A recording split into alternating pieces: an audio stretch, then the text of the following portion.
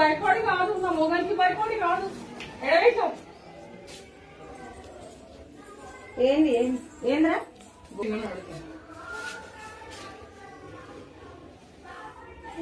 నాడు నాటకాలు ఆడకు.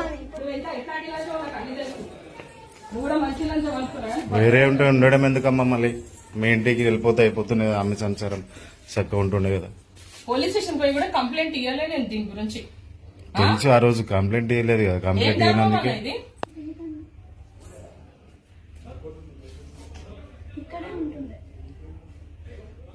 ఉంటుండే కాదు. ఎక్కడ పెట్టిరో తీయండి మళ్ళీ అందరు. ఏముండే గోల్డ్ దాంట్లో నల్ల ఊసలా లాంగ్ చైనా ఎడబెట్టినా మరి. నాటకాలు ఆడకు, మొత్తం చదువుతా మళ్ళొచ్చి. అట్లా ఓపెన్ గా ఎవరు పెట్టారు కానీ ఎడబెట్టిరో చూడండి. జరగండి అమ్మా, మేము చూస్తే జరగండి. లాకర్ కాదు, గోల్డ్ ఓపెన్ గా పెట్టారు కదండి ఎవరు. టీ జల్లి మరి ఏం మరి ఎల్ల పెట్టిన హ్యాండ్ బ్యాగ్ లో పెట్టినావా? మరి ఎల్లుండే డబ్బే అదే లేదు కదా.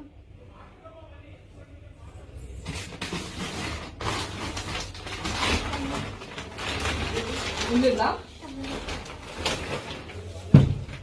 నీ ఫోన్ ఏది?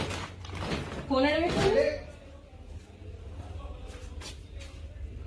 పైలా కొంచెం అన్న భయం భక్తి ఉండాలి. ఏడున్నా ఎవరితో ఉన్నా ఒకసారి పోలీస్ వచ్చిందంటే మళ్ళా వస్తారు. ఏంటివి తీసిండు? ఎట్లా నమ్మినవే? 20 ఏళ్ళు పెద్దోని. నువ్వు ఎక్కడ ఉంటావు? నువ్వు ఎక్కడ ఉంటావు? ఊరే లేదు, భర్త కూడా ఉన్నాడు. భర్త కీడాకులు కూడా ఇవ్వలేదు. ఈయనతోటి సంసారం పెట్టి ముందు భర్త ఉన్నాడు, పిల్లలు ఉన్నారు అంటుంది. పిల్లలు ఉన్నారా? ముందు భర్త పెళ్లి కాలేదు. ఎవరు మనది అసలు? కదా ఎడ చూసి ఎడబట్టినవు వద్దురా చెప్పు. చెప్పు పిఎస్ పోదురండి.